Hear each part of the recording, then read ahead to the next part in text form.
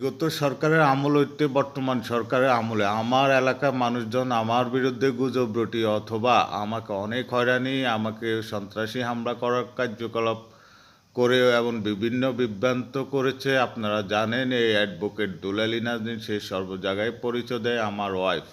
আমি নাকি তার হাজব্যান্ড, সে নাকি আমাকে অর্থ দিয়ে চালাইতেছে, তার অর্থ দিয়ে আমি চলি, সে নাকি আমার বাড়িতে থাকে। কিন্তু গত 10-12 দিন আগে তার হাজব্যান্ড আরজু গিয়াসউদ্দিন মাওলানা তার উপরে সন্ত্রাসী নির্মম হামলা করে তাকে দিয়ে মিথ্যা মামলা আমাকে ঘায়েল করার চেষ্টা করে এবং দৈন্যপুর আমিনুল্লাহ কোম্পানির বাড়িতে যারা তাকে অবৈধ কাজে শেল্টার দেয় তারা মেম্বার সৈদার সুদ্দা এবং ওই জায়গার কিছু সন্ত্রাসী বাহিনী দিয়ে আমাকে হামলা করার পরিকল্পনা করে এবং মিথ্যা মামলা দিয়ে প্রশাসন দিয়ে হয়রানি করার চেষ্টা করে। এবং সেই যে লোকগুলোর সাথে রাত বিরাত তার গাড়ি দিয়ে চলে অথবা চন্দন চৌমনি চৌরাস্তা লক্ষ্মীপুর দাসাট গত পরশুদিন দাসাট যেদের আশ্রয়তে সে যায়, তারা আমাকে অস্ত্রের মুখে জিম্মি করে মার্ডারের হুমকি দেয় যে দুলালী নাজনীন সর্ব জায়গায় বলে আমার ওয়াইফ।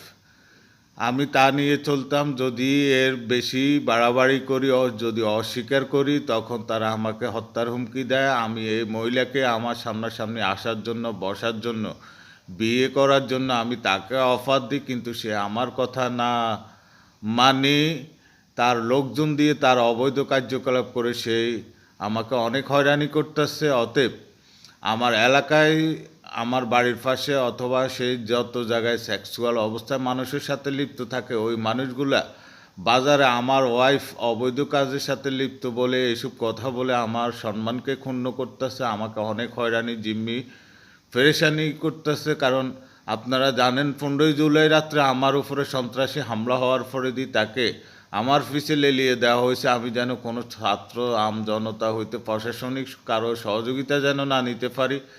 যদি সে আমার ওয়াইফ হইতো আমাকে অর্থ দিয়ে সহযোগিতা করত এবং আমি ইনজুরি সে আমাকে দেখতে আসতো, আমার পাশে থাকতো, সেক্সুয়াল করলে আমার সাথে করতো। কিন্তু আল্লাহর কসম, যদি ধর্মকে বিশ্বাস করেন আমার কথাগুলো বিশ্বাস করবেন, আজ পর্যন্ত আমি তাকে দেখিও না।